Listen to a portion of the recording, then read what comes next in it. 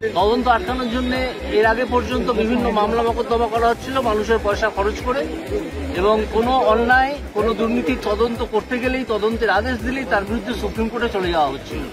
Supreme কোর্টে যাওয়ার অধিকার অবশ্যই আছে প্রতিটা মানুষের, প্রতিটা অথরিটি, কিন্তু কি করার জন্য যাওয়া হচ্ছে আমি তো আজকে জানতে চাইবো যে মোট কত টাকা খরচ হলো এই তদন্ত আটকানোর জন্য সুপ্রিম কোর্টে গিয়ে, কত কোটি টাকা পশ্চিমবঙ্গ সরকার খরচা করবে। আপনি সকালবেলা রাজ্যপালের হস্তক্ষেপ চেয়েছেন, রাজ্যপালের হস্তক্ষেপ রাজ্যপালের বিষয়টা বলেছি যে রাজ্যপাল কেন এখনো পর্যন্ত কনস্টিটিউশনাল মেশিনারি ধ্বংস হয়ে গেছে এটা ডিক্লেয়ার করছে। তিনি ডিজিকে তলব করেছেন। ডিজি কাকে তলব করেছেন আমি জানি না। সকালবেলা একদম সেখানে কেন্দ্রীয় বাহিনী থাকা সত্ত্বেও সেখানে আক্রান্ত হতে হলো তদন্তকারী সংস্থা। কেউ যদি অর্গানাইজ হয়ে, কারা অর্গানাইজ হয়ে করেছিল সেই খবরটা আপনারা নিন। কারা করেছিল, যারা করেছিল তারা কারা?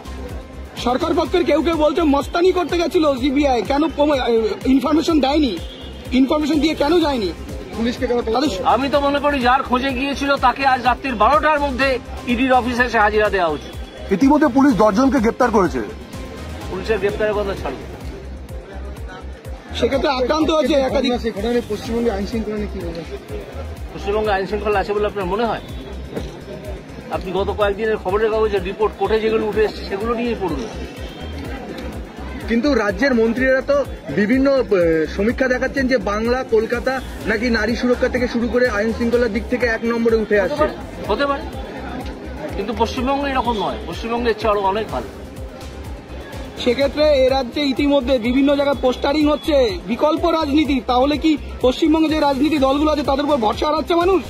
সেটা সম্বন্ধে, রাজনৈতিক সম্বন্ধে, বিষয় সম্বন্ধে আমি সরাসরি কোনো মন্তব্য করব না। আপনি একটা যেটা বিষয় বলছিলেন যে গান নিয়ে, রবীন্দ্রনাথের যে গানের বিকৃতি হয়েছে সেটাকেই তো আবার রাজ্যের সঙ্গীত করার একটা পরিকল্পনা চলছে।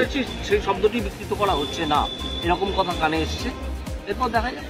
কিন্তু সেটাকে তো আবার রাজ্যেরও সঙ্গীত করা হচ্ছে, সেই বিষয়ে কি বলবেন? রাজ্যের সঙ্গীত করা হচ্ছে তাতে অসুবিধা গিয়ে, একটা রাজ্য যদি নিজের সঙ্গীত তৈরি করে বা সঙ্গীত হিসেবে কোনটাকে গ্রহণ করে তাতে তো অসুবিধা কিছু নেই, কিন্তু কথা পাল্টে দেওয়ায় অসুবিধা।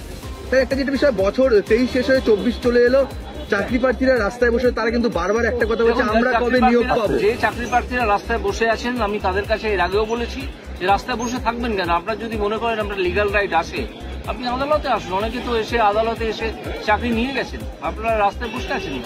কিন্তু শাসক শিবির থেকে বলা হচ্ছে নাকি রাজনৈতিক একটা খেলার জন্য তাদেরকে বারবার কোর্টে ঠেলে দেওয়া হচ্ছে। এটা একটা রাজনৈতিক প্রশ্ন, আমি এই প্রশ্নের কোনো উত্তর দেব। কোর্টে ঠেলে দিয়ে নাকি তাদের এইভাবে অবহেলায় তাচ্ছিল্যের মধ্যে রাখা হচ্ছে। যারা বলছেন তারা তার ব্যাখ্যা দেবেন, যারা কোর্টে ঠেলে দিচ্ছেন বলে মনে করছেন তারা বসে বলবেন যে কেন তারা এই কথা বলছেন। আমার এই বিষয়ে বলার নেই। আমাদের ভিডিও ভালো লাগলে লাইক এবং শেয়ার করুন, কমেন্ট সেকশনে গিয়ে জানান আপনাদের মতামত। আরও ভিডিও পেতে আমাদের চ্যানেল সাবস্ক্রাইব করুন এবং প্রতি মুহূর্তে খবরের আপডেট পেতে প্রেস করুন বেল আইকন।